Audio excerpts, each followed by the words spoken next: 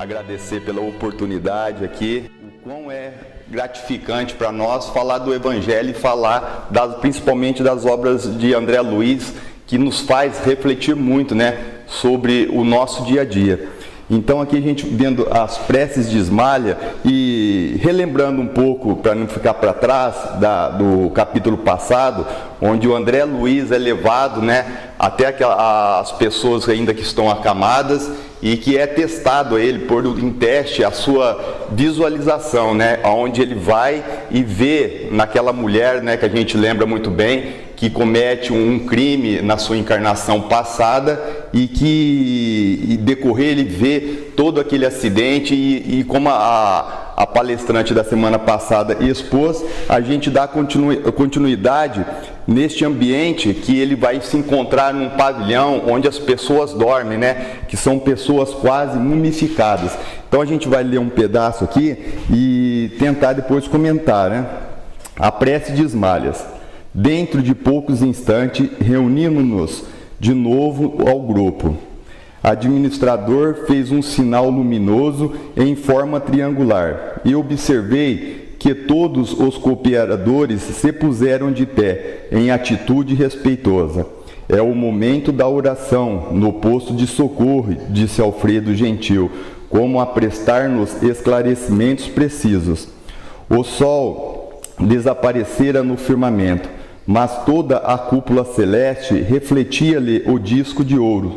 Os tons crepusculares encheram as vizinhanças de maravilhosos efeitos de luz, muito visíveis agora ao nosso olhar, porque Alfredo, sem que eu pudesse conhecer o motivo, mandara apagar todas as luzes artificiais antes da oração. No centro dos pavilhões, a sombra se fizera, desse modo, muito intensa, mas o novo aspecto do firmamento, banhado em tonalidades sublimes, dava-nos a impressão da permanência em prodigioso palácio, em virtude do imenso teto azul iluminado à distância. Fundamente impressionado, procurei convizinhar-me mais do pequeno grupo de companheiros.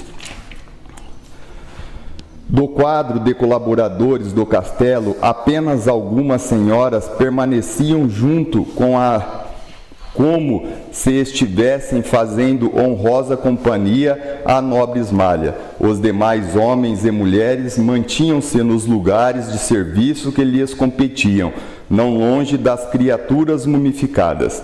Notei, embora instado, Aniceto esquivou-se à chefia espiritual da oração, alegando que por direito essa posição cabia à devotada esposa de Alfredo.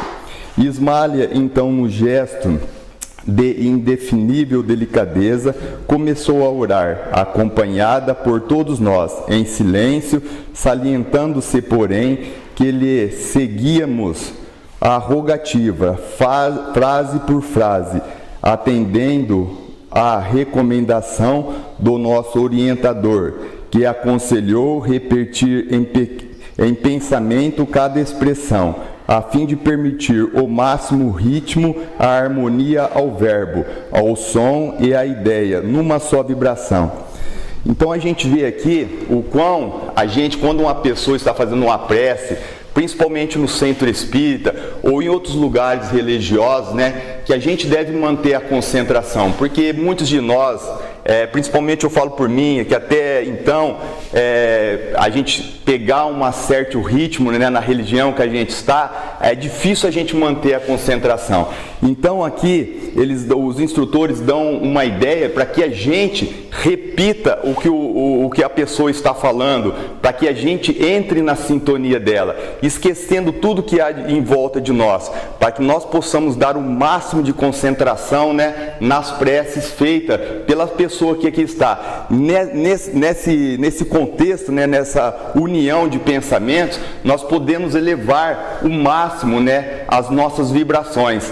Tanto a gente, às vezes, né, a gente está numa casa espírita, eu já vi até mesmo espíritas, né, do nosso convívio, quando chega um orador lá na frente, mas esse cara fala mal, né? Em vez de pensar, emitir uma vibração para aquela pessoa possa emitir uma boa mensagem para nós, eles já fazem um contexto diferente, coisa que eu acho errado. São pessoas no nosso convívio que estudam, mas ainda que cometem esse erro, né? Porque ainda falta muito estudo, que a gente vai ver aqui ao decorrer da leitura, que a gente deve estudar cada vez mais, né? Para nós nos aprimorarmos, para nós esquecermos se aquela pessoa vai falar bem ou mal, se ela vai falar coisas que não nos agradam ou que não nos agradam, porque não é, às vezes a gente olha o livro pela capa, mas o conteúdo, às vezes o livro pode ser ruim, mas você tira sempre um pedacinho que é eficiente, que vai nos servir como lição, né?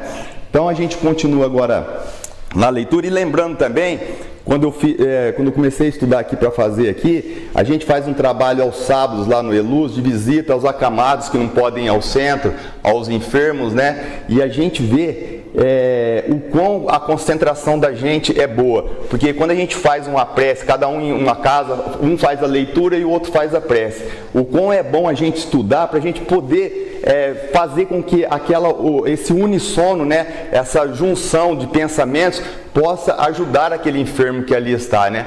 Porque muitas das vezes a gente tem um dia que a gente não está em condições vibratórias boas, né? E se a gente seguir esses ensinamentos, de seguir a pessoa que ali está, a gente consegue esquecer o ambiente por fora e transmitir aquilo para os nossos irmãos, né? Então vamos agora à prece que Ismália fez, né? Comovida. Senhor, dignai-vos assistir os nossos humildes tutelados, enviando-nos a luz de vossas bênçãos santificantes. Aqui estamos prontos para executar vossa vontade, sinceramente dispostos a secundar vossos altos desígnios. Conosco, Pai, reúnem-se irmãos que ainda dormem, anestesiados pela negação espiritual a que se entregaram ao mundo. Despertai-o, Senhor, esse é de vossos desígnios sábios e misericordiosos. Despertai-os do sono doloroso e infeliz. Acordai-os para a responsabilidade, para a noção dos deveres justos. Magnânimo Rei, apiedai-vos de vossos súditos sofredores. Criador compassivo, levantai as vossas criaturas caídas. Pai justo, desculpai vossos filhos desventurados. Permiti cair o orvalho do vosso amor infinito sobre o nosso modesto posto de socorro. Seja feita a vossa vontade acima da nossa. Mas é possível, Senhor, deixai que os nossos doentes recebam um raio vivificante do sol da vossa bondade. E aí continua aqui, que a gente vai parar mais embaixo. A voz de Ismália penetrava-me o recesso do coração. Observando-a por um momento, reparei que a esposa de Alfredo se transfigurava. Luzes diamantinas irradiavam de todo o seu corpo, em particular do tórax, cujo âmago parecia conter misteriosa lâmpada acesa. Em vista da ligeira pausa que imprimia a oração, observei a nós outros, verificando que o mesmo fenômeno se dava conosco, embora menos intensamente. Cada qual parecia ali apresentar uma expressão luminosa, gradativa. As senhoras que acompanhavam Ismália estavam quase semelhantes a ela, como se trajassem soberbos costumes radiosos, em que predominava a cor azul. Depois dela, em brilho, vinha a luz de aniceto, que de um lilás surpreendente. Em seguida, tínhamos Alfredo, cuja luz era de um verde suave e sugestivo, em grande esplendor. Depois dele, vinham alguns servidores, ostentando na fronte claridade sublime, expressas em variadas cores. E logo após, Vicente e eu mostrávamos fraca luminosidade, na qual, porém, nos enchia o jubilo intenso.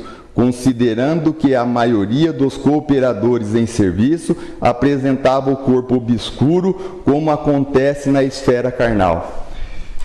Então a gente vê que os mais elevados, aquelas pessoas que estão mais elevadas, né, espiritualmente, elas conseguem, durante a prece, né, transmitir aquela luz, aquela vibração, aquela energia ampla, né, porque elas estão em mais sintonias, elas já conseguem, principalmente os mentores espirituais, né, eles já conseguem se desvincular das coisas materiais, né, e viver somente o Evangelho de Jesus, praticar todo ele a todo momento e a toda hora, e nos atos, nos pensamentos, nas ações, né, porque aí você vai ver que a gente consegue trilhar o caminho da luz. E a gente vê aqui que na narração de André Luiz, quando ele observa tudo isso, as senhoras que são da cúpula de Esmalha, né, que seguem ela, tem uma luz quase igual, não chega a ser identificada, mas se aproxima dela. E os demais vêm caindo aquela luminosidade com cores diferentes, até que chegam a eles, né, que é de uma luz mais fraca, porque aqui até então nós estamos no começo do trabalho de André Luiz, né, onde ele ainda está em aprendizado, né? Que hoje, na verdade, a luz dele deve expandir muito mais do que ele fala aqui, porque aqui ele está na narrativa do começo da história dele no plano espiritual, da última encarnação que ele teve na Terra. Então a gente vê que até os mais fracos, até aqueles trabalhadores que são menos que eles, que só acho que a gente imagina, né, que são aqueles que estão chegando de momento, né, na espiritualidade, eles conseguem transmitir uma luz, né? Ele consegue ter uma luz radiosa, assim, que consegue atingir, que mais para frente nós vamos ver que a gente vai ver o decorrer, que eles conseguem ainda alcançar alguns dos enfermos, né? Mesmo sendo aquelas pessoas ainda menos conhecedoras do caminho reto que Jesus nos ensinou, né? Que Ele nos ensina sempre. E a gente vê então, estudando, cara, como a gente faz esse trabalho de visita aos enfermos. Poxa, quanto que a gente é grande, né? A gente tem a oportunidade de ajudar, né? E muitas pessoas, ainda quando a gente está fazendo, não que a gente está na Terra ainda, a gente tem nossos defeitos, mas quantos desperdícios de tempo, né, as pessoas perdem por aí. Enquanto a gente está fazendo, a gente está doando muito pouca hora, a gente fica tem gente que a gente fica 2 horas, 3 horas no máximo, fazendo essas visitas aos acamados. E a gente vê tantos bares, né, lotados, preenchendo lugar, pessoas dando risada, sem saber que muitos ali poderia doar um pouco daquele tempo, né? Porque tudo bem, o fim de semana é para se descansar, mas também a gente tem que acordar para o nosso despertar, porque tem muita gente que necessita de nós, que nós tenhamos o nosso momento de lazer, mas que nós também doemos um pouco do nosso tempo, né? Que uma hora que a gente vai trabalhando, quando a gente vai trabalhando, a gente vai ver que mais para frente, André Luiz vai percebendo tudo isso, que é muito pouco, né? Quando a gente começa a trabalhar no Evangelho, quando a gente começa a fazer trabalho, a gente vai vendo que é muito pouco o espaço. Quando a gente vê, já acabamos o serviço de trabalho lá, pô, foi tão rápido o negócio que podia ter estendido mais, né? A gente podia ter doado um pouquinho mais, mas como a gente está ainda na carne, e o cotidiano da gente, as nossas famílias, né, preenche a lacuna dos outros horários, a gente vai deixando passar, mas que nós devemos doar a cada vez mais, né, um pouquinho mais de nós. E quando André Luiz fala aqui embaixo que ele sente aquela satisfação boa, a gente percebe, né, qual que é essa satisfação, né, de ver aquela radiação querendo sair. É como a gente tocar um instrumento, acho que aqui quem toca o instrumento sabe, quando começou a aprender, a tirar o primeiro som do instrumento, né? Que a gente vê que a gente quer mais, quer tirar mais som, quer tirar mais notas, né? Então a gente percebe aqui que é o prazer que o André sentiu naquele momento, e é o prazer que muitos de nós vamos sentir a cada vez. Eu me lembro uma vez que nós fomos visitar um senhor que ele estava com câncer de pulmão, tinha diabetes, ele estava sem as 2 pernas já, e quando nós chegamos dele, ele estava num quarto escuro jogado lá, e só gemia, só chorava, sabe? E nós chegamos naquele primeiro momento, acho que estava eu e a Sônia só nessa época da visita, e nós chegamos lá lá no São José, e fomos lá, falamos com ele, mas ele só gemia, só chorava, não falava nada. E a gente foi falando, mesmo ele chorando, falando, a gente fala, pô, a gente está falando para alguém que não tem nada a ver, né? Mas era um acamado, um cara sofrendo, chorando, e eu fui falando, ela foi falando, a gente foi dando explicações, mesmo sem ele perguntar, e no final a gente fez a prece, né? E na outra semana nós voltamos. Quando nós voltamos na outra semana, esse senhor já não estava mais chorando, ele estava reclamando, sentindo dores, mas já estava sentado, né? E aí ele já perguntava algumas coisas para nós, e nós fomos falando, e ele estava com câncer no pulmão, já tinha perdido o pulmão e estava com o outro comprometido. E ele perguntando, aí na outra semana, ele já não estava na cama, ele já estava na sala nos aguardando, e já com novas perguntas, falando como é que é do outro lado da vida. Pô, a gente já teve do outro lado da vida, mas a gente tem a experiência do estudo, e a gente poder passar para essa pessoa, né? E assim foi decorrer dos tempos, esse senhor já ficava esperando nós na varanda, com um sorriso largo no rosto, mesmo com as dificuldades, com a diabetes, com o câncer que já estava se alastrando, que a gente sabe que muitas das vezes não tem como mais voltar, mas ele já estava, sabe, preparado para desencarnar. A gente via que ele já não estava mais aquele ser sofredor, lastimante lá na cama, ele já estava bem com ele mesmo. Porque as nossas preces, além de nós irmos fazer a visita, fazer as preces para ele aplicar o passe, dentro do centro nós emitimos vibrações para ele também. E ele, certo dia, o Vavá chegou lá no centro e falou que ele tinha desencarnado, e nós fomos ver ele. Quando a gente viu ele deitado no caixão, e parecia que ele estava dormindo, a fisionomia dele era de felicidade, não era de um moribundo doente, a expressão que eu sentia nele é que no desencarne dele ele tinha visto alguma coisa maravilhosa, né? Então nesse momento a gente vê o quão a prece e a ajuda nossa aos nossos irmãos necessitados faz a diferença, né? Então vamos prosseguir aqui com a prece. Com a voz pausada e comovedora, Ismália prosseguiu: temos ao nosso lado, Senhor, infortunadas mães que não souberam descobrir o sentido sublime da fé, revelando imprudentemente nos despenhadeiros da indiferença criminosa. Pais que não conseguiram ultrapassar a materialidade no curso da existência humana, incapazes de ver a formosa missão que lhes confiastes. Cônjuges desventurados pela incompreensão de vossa lei augusta e generosas, jovens que se entregaram de corpo e alma aos alvitres da ilusão, muitos deles atolaram-se no pantanal do crime, agravando débitos dolorosos.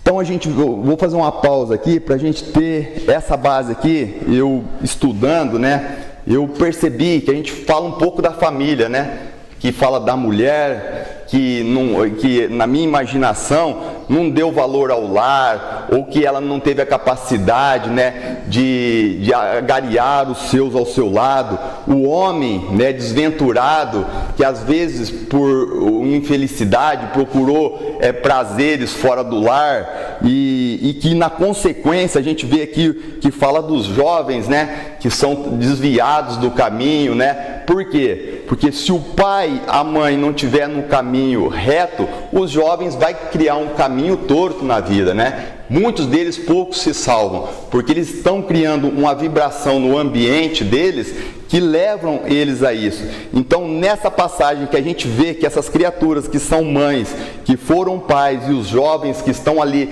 dormindo ainda, a gente pensa que é pessoas que não tiveram a consistência na família. Por isso é que a gente vê a importância do evangelho no lar, né? Que a gente tanto recomenda às pessoas para que façam pelo menos uma vez, que cria aquele ambiente de vibração, que cria aquele campo de vibração para que eles possam se livrar das coisas mundanas, para que o conflito do dia a dia dentro do lar, porque é inevitável, né? Porque a gente, quando vive com outras pessoas, ou a gente está com uma pessoa que a gente é a nossa alma gêmea, ou a gente está para ajustar alguma coisa. Então, se a gente está para ajustar alguma coisa, conflitos vai ter, e que a gente não deva deixar, né? Que se a gente estiver numa sintonia boa, nas vibrações do Evangelho, nós não vamos deixar que as outras coisas entrem para dentro de nós e que crie essa indiferença. Então aí a gente vai ver que nós vamos conseguir nos livrar desses infortunados que aí estão. Nós não vamos ver tantos jovens, né,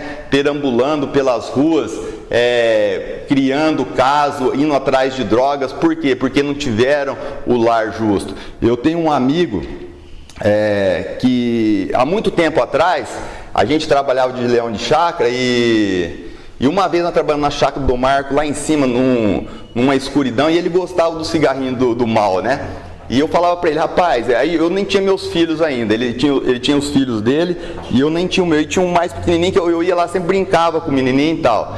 E um dia eu falei para ele assim, trabalhando nesse lugar, numa porteira, num escuro, e ele lá com o cigarro lá, eu falei para ele, velho, e se o dia da manhã teus filhos ficarem sabendo que você usa desse negócio, qual que vai ser a sua atitude? Você não vai ter um respeito para com eles, porque a gente tem que ter um respeito, tem que ter como é que eu posso dizer, a moral para poder falar para outra pessoa, né? E ele falou assim, não, se eles tiverem a cabeça que eu tenho, olha só como é que o povo no mundo pensa, né? Se ele tiver a cabeça que eu tenho, sem problema nenhum. E hoje, infelizmente, aquele molequinho mais novo que a gente brincava, tá dando maior trabalho para ele. E ele nos procurou um certo tempo, chorou, falando sobre isso lá, né? A gente deu os conselhos que a gente dava, e naquela época ainda eu era um iniciante no espiritismo, né? Mas a gente sempre teve uma conduta reta, a gente já fez algumas coisas erradas, mas sempre procurou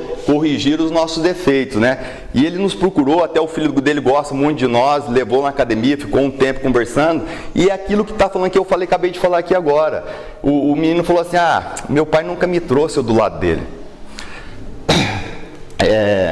Ele nunca, como se diz, ele nunca trouxe. Minha mãe só quer ficar tirando foto lá para pôr no celular, ficar filmando lá e coisa e tal. E então a gente vê, aí o pai chegou no outro dia, ele voltou lá e a gente falou para ele, rapaz, traz ele mais perto de você, vai andar mais com ele, vai curtir, mas ainda ele é agarrado a esses vícios, né? Apesar de ser um cara velho, já bem mais velho que eu, né? Mas ainda é agarrado a esses vícios e vai carregar. Enquanto ele não acordar, ele vai trazendo. Eu já falei para ele, você leva todas as companhias que você faz isso aí, você leva para dentro de casa. Enquanto você não parar com isso, você não vai ter uma ordem social dentro da sua família que vai te elevar a vocês. Vocês vão viver nesse conflito, mas ele vai penar muito ainda, né? Porque ainda não aprendeu. Esse dia eu estava conversando com ele e a gente viu que não aprendeu ainda. E assim, não é porque ele tem que pagar isso, é porque ele está criando isso para ele. Então, que a ordem na família, as preces, o evangelho, nos eleva muito e nos ajuda muito, né? Vamos continuar aqui.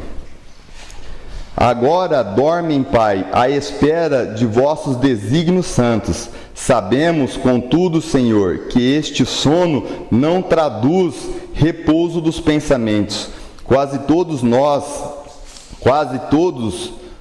os nossos asilados são vítimas terríveis pesadelos, por terem olvidado no mundo material os vossos mandamentos de amor e sabedoria. Sobre a imobilidade aparente, movimentam-se-lhes o espírito entre aflições angustiosas, que por vezes não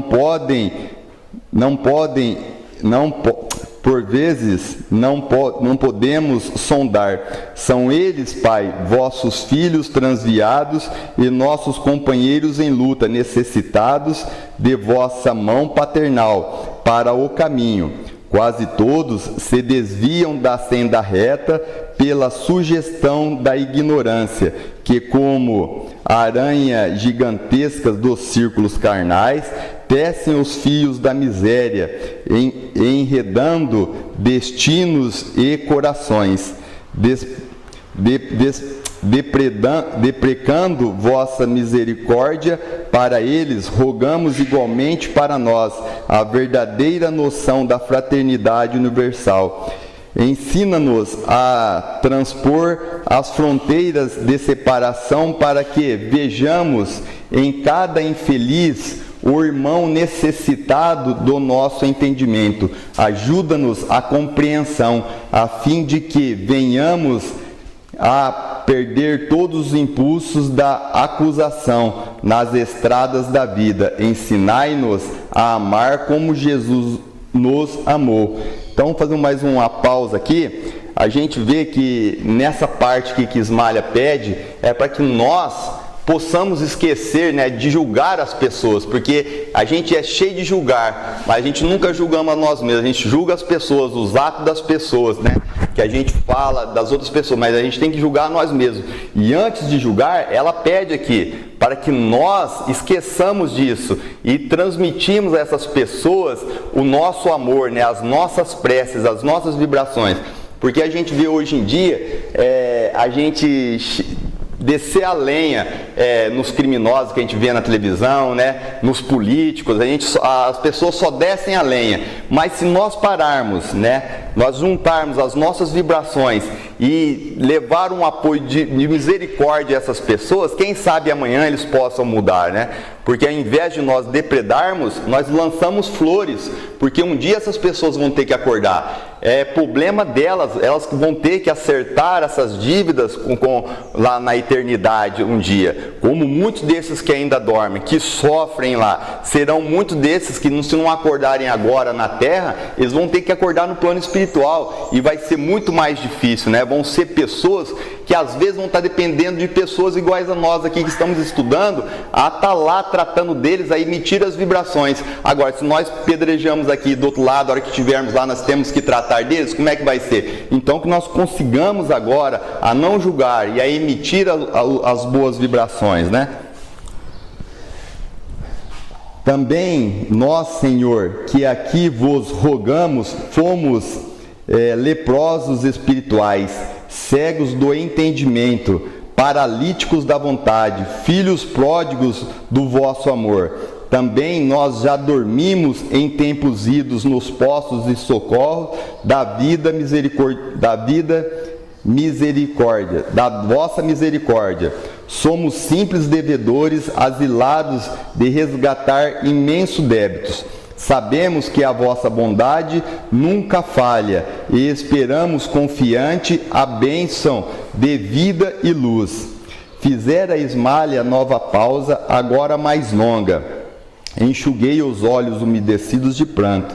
Suave calor, todavia, apossaram-se-me da alma. Então, intensa era a nova sensação de conforto, que interrompi a concentração em mim mesmo, a fim de olhar em torno, fixando instintivamente o alto. Enxerguei maravilhado grande quantidade de flocos esbranquecidos de tamanhos variados, a caírem copiosamente sobre nós que orávamos, exceto sobre os que dormiam.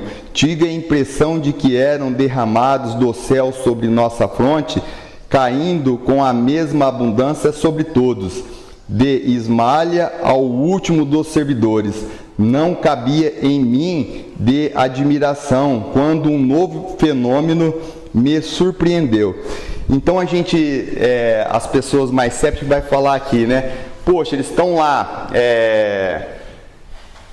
orando pelos sofredores, para aqueles que dormem, para aqueles que estão em pesadelos, que ainda sofrem, né? E por que as luzes recaem somente sobre eles, né?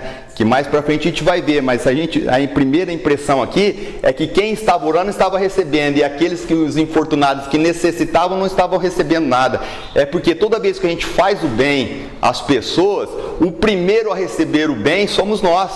Né? A gente está trabalhando para o outro, e quanto mais a gente se desvincular de nós mesmos e doarmos o máximo para as pessoas, mais nós vamos estar recebendo, né? Porque é o que Jesus nos ensina, para que nós desliguemos de nós e doemos o máximo ao outrem, né? Porque cada vez mais que nós fizermos o bem ao outrem, nós vamos receber mais bem para nós. Às vezes as pessoas, né, estão lá, eles fazem o bem para caramba, entram no centro, querem abraçar mundos e fundos, né? E depois começam a trabalhar e falam assim: poxa, eu estou fazendo tanto bem, ajudando tanto, mas eu não melhoro em nada. Como que não melhora em nada? Você já melhorou, você passou de um cara que não fazia nada, de uma pessoa inativa pela espiritualidade, você está apoiando alguém, você já melhorou. Agora, a recompensa de fins materiais, nós não devemos esperar isso. Nós devemos esperar a recompensa no mundo espiritual, né? O que seria isso? Vamos supor que eu estou fazendo bem para as outras pessoas, mas estou numa dificuldade financeira danada. Eu não devo me preocupar com isso, porque que no Evangelho que Jesus fala, os pássaros não ceifam e nem semeiam e nem colhem, e meus pais não deixam que elas morram de fome. Então a gente tem que ver isso aí, que a gente não vai morrer por estar devendo, não. Vamos continuar trabalhando, mas nós vamos ver que a nossa saúde melhorou. As pessoas não veem isso. Se você for fazer um exame, você está trabalhando bem, você está com a saúde firme, você está com a saúde forte. Às vezes, aquela enfermidade que você teve, você já nem lembra que ela existe mais, porque você melhorou, né? Porque a nossa elevação espiritual está melhorando. E não ver as qualidades materiais que nós estamos almejando. Porque se nós trabalharmos almejando a qualidade material, a espiritualidade, Jesus não quer isso de nós, porque nós não temos que acumular tesouros na terra. Isso vai ser gradativo, né? Conforme o nosso merecimento, né? De capacidade, porque se todos nós aqui estivermos trabalhando no bem e formos ficar ricos, quem sabe se lá na frente nós não vamos cair de novo, porque o dinheiro muda a nossa capacidade de pensamento. Muitos não, mas muitos mudam, né? Começam a largar a mão de ir no centro, porque começa a ter facilidades, não procura mais. Até um amigo nosso esse dia conversando com nós, e ele fala que ele vai no centro. Eu falei para ele outro dia assim: gente, eu vou te falar uma coisa para você. Quantas vezes você foi no centro, você já melhorou e você voltou para trás?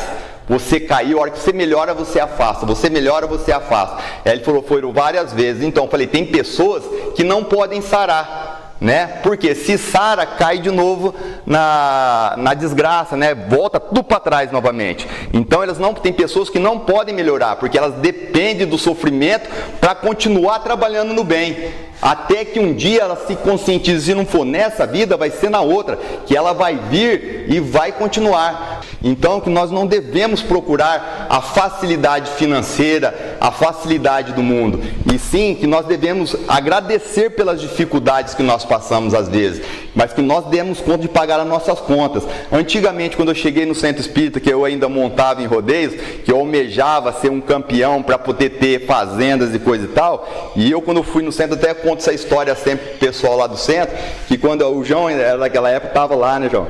Que isso foi em 1993, eu cheguei lá porque eu não conseguia fazer nada, não tinha um centavo no bolso, e encontrei o que lá? O trabalho, né? E fui me desvinculando, aquelas emoções que eu tinha de querer ganhar, até que eu parei com aquilo. Graças a Deus, Deus me deu outra profissão na vida, eu fui seguir outra profissão, que não estou rico, mas eu estou trabalhando, tenho a minha família. Hoje a gente não tem dinheiro estocado no banco, mas paga todas as contas, né? Que é isso que eu peço hoje para Deus, é que eu consiga ter saúde para trabalhar e para continuar pagando em dia as minhas contas. O resto é resto. Se um dia eu tiver merecimento para poder ter esse dinheiro, para poder fazer o bem para as pessoas, né? Aí tudo bem, porque se a gente não tem dinheiro, a gente é patrão, a gente maltrata nossos empregados, que a maioria dos patrões fazem hoje em dia, né? Não quer nem saber por que você faltou hoje, não vou cortar a tua cesta, vou tirar o teu salário, mas não sabe se você teve uma dificuldade em casa, se você tem 5, 6 filhos, a mulher não pôde ficar ou está doente, e essas coisas então. Então o dinheiro nos traz muita dificuldade. Então que nós nunca devemos fazer o bem pensando em coisas materiais, e sim fazer o bem para o bem mesmo, porque no começo a gente faz o bem para que nós ficamos bem, depois a gente vai esquecendo disso e sempre trabalhando no rumo certo, né? Então vamos ver aqui. Os flocos leves desapareciam ao tocar-nos, começando, porém, a sair de nossa fronte e do peito grandes bolhas luminosas, com a coloração de claridades que estávamos revestidos, elevando-se no ar e atingindo as múmias numerosas. Ainda aí reparava o problema da gradação espiritual. As luzes emitidas por Ismalha eram mais brilhantes, intensas e rápidas, alcançando muitos enfermos em uma só vez. Em seguida vinham as senhoras, vinham as fornecidas pelas senhoras do seu círculo pessoal. Depois tínhamos as de Aniceto de Alfredo e dos demais. Os servos de corpos escuros emitiam vibrações fracas, mas visivelmente luminosas, cada qual naquele instante de contato com o plano superior, revelava o valor próprio na cooperação que podia prestar. Então, o que nós vemos aqui? Que cada vez mais que nós nos elevamos, cada vez mais que nós estudamos, cada vez mais que nós auxiliamos, nós criamos a vibração maior. Então a gente vê que a de Ismalha era muito mais rápida, era uma luz muito mais intensa e que atingia muito mais grupos aquelas múmias. Que, se não me engano, acho que eu sou ruim de guardar, mas eram as 2.000 múmias, né, que estavam ali deitadas. E as demais seguiam também fazendo. E depois vinha as pessoas de corpos mais escuros que emitiam luzes. A gente fica pensando assim, mas quantas pessoas? Podia atender uma pessoa com a vibração delas, 1, 2, 3 no máximo, vamos pôr. Já é de grande satisfação, porque elas estão começando a desenvolver a espiritualidade dentro delas, né? Então para que nós possamos fazer um trabalho, a gente querer emitir uma vibração para Deus, uma prece e ser atendido, nós temos que estar diretamente vivendo o nosso Evangelho de nosso Senhor Jesus Cristo, trazendo para dentro do nosso coração tudo aquilo que é de bom, né? Tudo aquilo que é de maravilhoso, porque se nós não fizermos nada, nós viemos no centro espírita ou qualquer outra religião, só ir lá e escutar, eu falo para as pessoas, às vezes eu vejo pessoas, amigos meus, que só vão nas palestras, né? E palestra é aquele negócio, tem pessoas, aqui essa palestra que nós estamos fazendo não é uma palestra, é um estudo, mas a maioria dos centros espíritas no dia de palestra tem oradores que vão lá e falam das maravilhas do mundo espiritual, né? Então elas ficam encantadas, né, com tudo, mas o que é bom é você estudar, você ir lá no centro, não sei aqui o dia, mas lá no IELUS é de segunda-feira, e no estudo, porque no estudo você aprende a se corrigir, a se cobrar a cada vez mais. Depois do estudo, comece a trabalhar, né? Vai um dia, faz uma coisa, vai ajudar na sopa, comece fazendo um servicinho leve, vai ajudando, vai agariando para dentro de você o prazer de ajudar as pessoas, né? No começo dá vergonha de você estar no meio dos assistidos. Tem pessoa que é orgulhosa, nós mesmos somos orgulhosos, né? Às vezes a gente está lá no meio, é aquele negócio de ficar olhando as pessoas te ver na rua, às vezes você foi uma pessoa má, né? Tipo assim, igual eu, já tive muitos atritos quando eu era leão de chácara, que eu tive muitos atritos com muitas pessoas. Às vezes você vai num lugar, tipo assim, às vezes eu estou dando palestra, e eu estou dando palestra para umas pessoas em certos centros, eu vejo um lá que, lá no passado nós tivemos um atrito, e eu estou aqui falando hoje, né? Aí quando eu vejo aquela pessoa, do jeito que eu estou falando aqui agora, eu falo, no tempo passado eu já tive muitos atritos, mas hoje eu estou tentando me corrigir. Não estou fora ainda de atritos, ainda eu tenho muitos atritos. Às vezes naquele impulso, né, que a gente esquece do Evangelho, né, que às vezes que eu me deparo fazendo esse tipo de coisa, no mesmo momento eu já caio a ficha, eu já me corrijo comigo mesmo. Já peço perdão a Deus, já faço comigo uma oração para que eu errei, para que eu não erre mais. E hoje eu estou mais assim, dentro do contexto espírita, eu estou sendo um cara muito mais assim abrangente, né? Mais calmo, podendo falar mais alguma coisa, transmitir. Por isso eu estou aqui. E a maioria dos oradores que a gente vê são os devedores, né? Porque quanto mais você aprende, mais você vê que você estava errado. Então você é um devedor. Todo mundo está na casa espírita ou em qualquer outra religião, é porque é necessitado de cura, né? Porque se nós estamos no planeta Terra ainda e não somos missionários, nós estamos necessitando de algo a mais. Então, as preces que nós fazemos a outrem vai voltar sempre para nós. Observando-me o assombro, Aniceto falou-me aos ouvidos. Na prece encontramos a produção avançada de elementos força. Eles chegam da providência em quantidade igual para todos os que cedem ao trabalho divino da intercessão, mas cada espírito tem uma capacidade diferente para receber. Essa capacidade é conquistada individual para o mais alto, e com Deus socorre o homem pelo homem, e atende a alma pela alma. Cada um de nós somente poderá auxiliar os semelhantes e colaborar com o Senhor com as qualidades de elevação já conquistadas na vida. Então é aquele negócio, nós vamos poder transmitir na sala do passe. Eu fui convidado a ser um médium passista, eu vou conseguir transmitir aquela pessoa que está ali, e eu estou aplicando o passe, é a qualidade que eu conquistei durante o meu trabalho. Quanto mais eu trabalhar, quanto mais eu estudar, quanto mais eu me elevar, mais eu vou poder doar aquela pessoa que ali está, né? Como os nossos irmãos ali, que André Luiz colocou, do corpos mais escuros. Eles transmitiam, mas poderiam transmitir mais e vão transmitir mais à medida que eles se esforçarem em trabalhar, utilizar o Evangelho a todo momento, a toda hora, agradecer a Deus pelas coisas que acontecem, de boas ou de ruins, né? Agora, em vez de eu brigar no trânsito, eu ia passando, descendo a pontinha aqui, entrou um rapaz saindo do lixão ali, eu quase atropelei ele. A hora que eu ia falar, eu falei, não, aí eu agradeci a Deus, falei, não, muito obrigado, meu Deus, por não ter acontecido alguma coisa, eu ter atropelado o rapaz. Ou se alguém vem para te bater, você está atravessando uma rua, o carro vem em breque, você tem que agradecer, porque poderia ter acontecido algo mais. Se o carro te pega, te quebra as pernas, te deixa impossibilitado, sem trabalhar, não seria mais difícil do que a gente falar, você não está me vendo, né? Criar atritos, porque nós criamos o nosso campo psíquico, né? Em volta de nós, porque cada vez que nós nos livramos dos maus pensamentos, das más atitudes, nós criamos esse campo vibratório e nada de mal vai acontecer. E se chegar a me atropelar também, que eu deite no chão e peça socorro para que nada de ruim, de mais grave aconteça comigo. Porque muitas das vezes a gente começa a cair no chão, eu vejo muitas pessoas acidentadas a cair e xingando o cara que bateu. Não é assim. Aconteceu, não tem como voltar para trás. Né? Aconteceu o que nós temos hoje.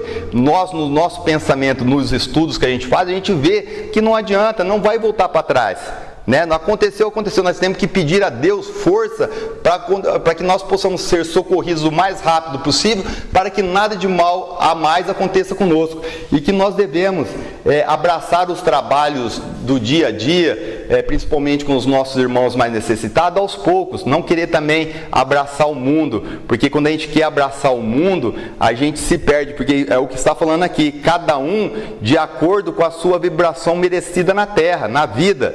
Porque se nós queremos abraçar todo mundo, nossa vibração é tão pouca que nós vamos nos decepcionar lá na frente. Então, sempre uns amigos meus começam a querer trabalhar no centro, falar, vai devagarinho, pega aqui, começa aqui, a hora que você estiver bem aqui, você dá um jeitinho de ajudar o outro, você não vai abraçar o outro, você ajuda no outro serviço. E assim você vai gradativamente conquistando o seu respeito íntimo, para que você um dia possa fazer o melhor. E essa nossa lição de hoje, espero que eu tenha podido passar alguma coisa de útil para todos, né? E que Deus nos abençoe sempre.